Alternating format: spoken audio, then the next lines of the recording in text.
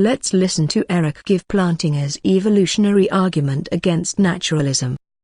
One of the favorite arguments that I like to talk about when it comes to something like this would be a version of Plantinga's evolutionary argument against naturalism, or the argument from reason. To give a quick summary of that, so suppose you wake up one day from a nap and you look at the microwave and the microwave says 12 o'clock. And on that basis, you form the belief that it's 12 o'clock. But then you feel that it's really hot in the room. You see that there's water under the fridge, and then you see that the microwave is actually blinking 12 o'clock. You then know that it's safe to assume the power went out while you were taking a nap. Now the question is it 12 o'clock? I don't know. It could be 12 o'clock. You know, a broken clock is right twice a day. But if your belief that it is 12 o'clock was based on the reading of the microwave, then you now have an undercutting defeater for rationally holding to the belief if that belief was based on a mechanism such as a microwave, but the microwave, given that the power went out, there is now an undercutting defeater for any belief that's based on the reading of the microwave. In that same sense, I would say any position that is against the existence of God, or that would say there is no God, because again, that's what my main concern is here. And then of course the behaviors would be secondary. Then if there is no God, then our brains, if they are what give us our behavior and beliefs, we'll just put it that way, then our brain was a mechanism that was designed that was not designed, but rather was obtained through a process of natural selection, which is going to aim for survival value and not truth value, which is to say that if your brain only is nothing more than something like our nails and teeth, then at best we can say that the beliefs that we have are given or passed down to us, and they are meant to produce survival value, not necessarily truth value. To personify natural selection could care less whether or not your beliefs are true. It would just care that your beliefs cause you to adapt and act in a certain behavior which grants survival value. So, for example, if a car's coming towards me and I form the belief a car's coming towards me, if it hits me, it's going to kill me, I had better jump out of the way to survive.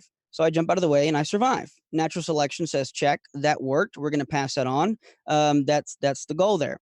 But suppose I had a different set of beliefs that were not true, but were false. Suppose a car's coming towards me and I formed the belief there's a car coming towards me, but I'm Superman. And if that car hits me, I'm not going to die because I'm made of steel. I'm the man of steel, right? But in order to protect my identity, I'm going to jump out of the way of this car in order to appear human to protect who I really am. So I do that, and although my beliefs are false, again, natural selection could care less whether or not your beliefs are true. It says, check, it granted survival value. So I say all that to say, if there is no God and atheism in that sense is true, then we now have an undercutting defeater for any belief that our brain produces, much like any reading on the basis of the microwave would have an undercutting defeater. So if there is no God and you cannot trust any belief your brain produces, and if your brain produces a belief that there is no God, then that very belief that there is no God is a belief itself that is undercutted and cannot be trusted. Let's go back to Eric's Superman example. He gives an example of some false beliefs that can be adaptive.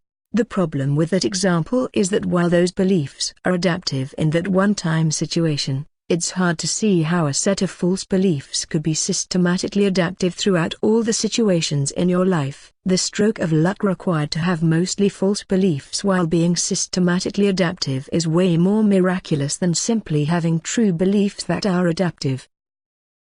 Plantinga replies to this objection with his witch example to show how there could be systematically false but adaptive beliefs. He suggests that we could think everything is witches, such that instead of thinking the tree is blooming, we'd think the tree which is blooming.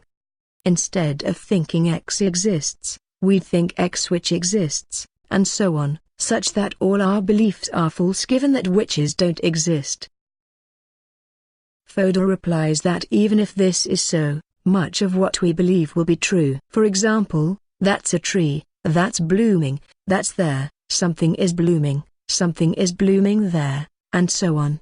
In any case, Plantinga's witch example is ultimately of no help to him, because we do not append all our beliefs with witches, or anything else. So Plantinga's cooked up witch example isn't relevant to how we actually are.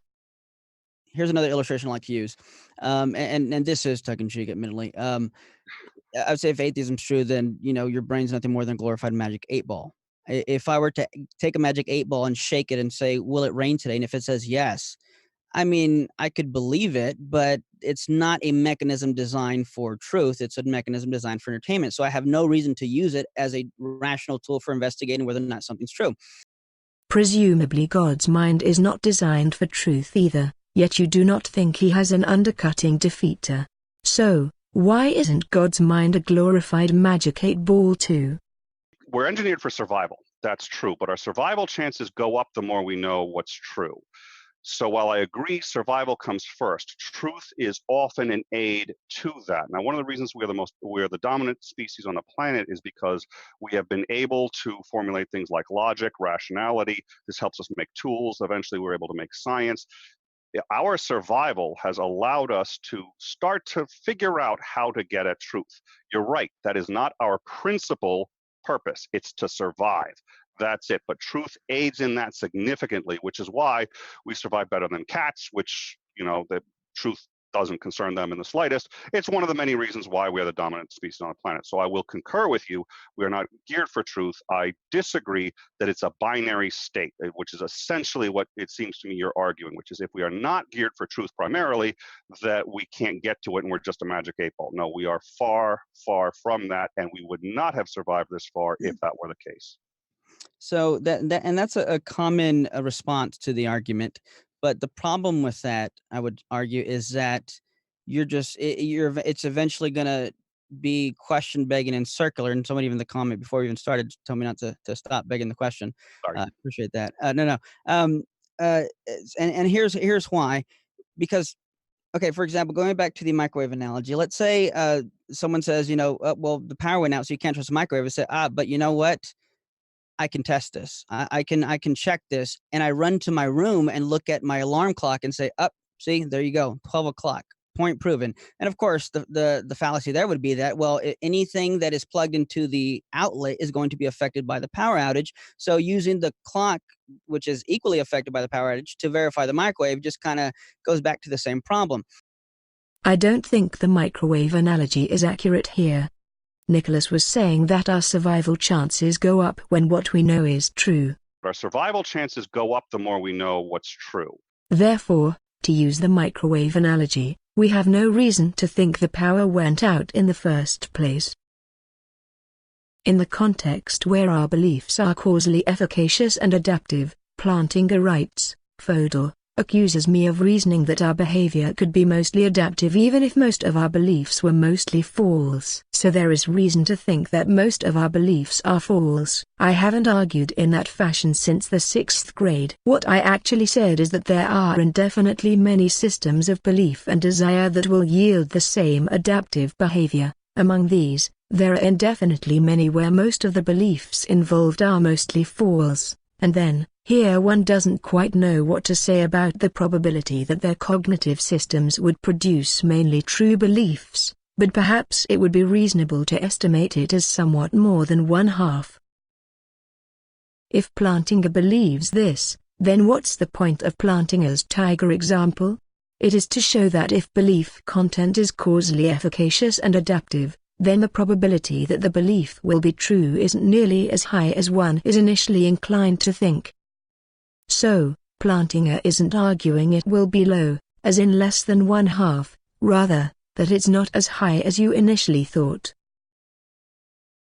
In where the conflict really lies, Plantinga responds to an objection. Isn't it just obvious that true beliefs will facilitate adaptive action? A gazelle who mistakenly believes that lions are friendly overgrown house cats won't be long for this world. The same goes for a rock climber who believes that jumping from a 200-foot cliff will result in a pleasant and leisurely trip down with a soft landing. Isn't it obvious that true beliefs are much more likely to be adaptive than false beliefs? Yes, certainly. This is indeed true, but it is also irrelevant. Okay, so why does Plantinga think that this is irrelevant? The problem Plantinga sees for the naturalist, as implying materialism, is that belief content won't enter into the causal chain such that evolution can work on it. In fact, if naturalism is true, Plantinga doesn't think there would be beliefs at all, let alone false beliefs. In conclusion, evolution plays a very minor role in Plantinga's argument. It's really materialism and its inability to have causally efficacious belief content that's supposed to provide the defeater. The ironic thing is that the main argument for materialism is that that's the best way for beliefs to be causally efficacious.